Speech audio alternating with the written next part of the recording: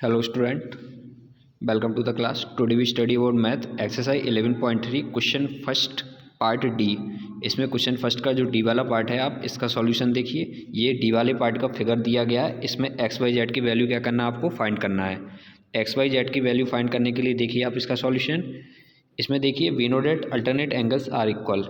क्या होता है, हम ये जानते हैं कि जो अल्टरनेट एंगल्स होते हैं वो क्या होते हैं, इक्वल होते हैं। मैंने आपको पहले ही बताया था कि अल्टरनेट एंगल्स क्या होते हैं, इक्वल होते हैं। तो आपको फिगर में ये देखना है कि अल्टरनेट एंगल कौन से दिए गए हैं। तो अगर आप ध्यान से देखेंगे तो ये जेड वाला एंगल एंड 60 डिग्री, यानी एंगल जेड एंड 60 डिग्री अगर आप इसको ध्यान से देखते हैं तो ये दोनों एंगल्स कैसे दिए गए हैं, ये अल्टरनेट एंगल दिए गए हैं। तो इसमें क्या होगा, एंगल जो जेड की वैल्यू फाइंड करनी है, जेड की वैल्यू कितनी हो जाएगी, जेड की वैल्यू आपकी हो जाएगी 60 डिग्री, क्योंकि ये दोनों क्या है, अल्टरनेट एंगल है। सो जेड इक्वल टू 60 डिग्री। तो यहाँ से जेड की वैल्यू आपकी निकल के आ गई है, कितनी आई है, 60 डिग्री आई है।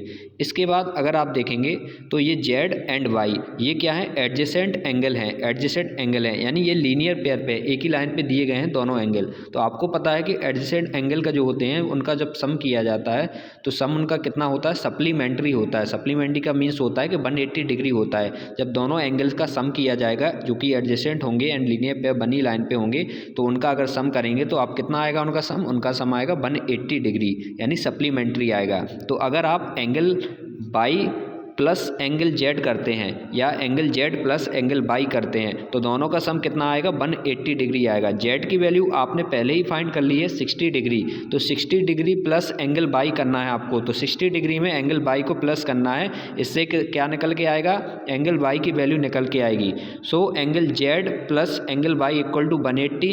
इसमें जेड की वैल्यू पुट करेंगे तो 60 plus angle Y equal to 180 आ जाएगा, और एंगल बाई इक्वल टू आएगा 180 माइनस 60, जो कि कितना हो जाएगा आपका 120 डिग्री। यानी एंगल बाई की वैल्यू आपकी कितनी निकल के आएगी यहाँ से, 120 डिग्री। तो ये वाला कितना हो गया, 120 डिग्री।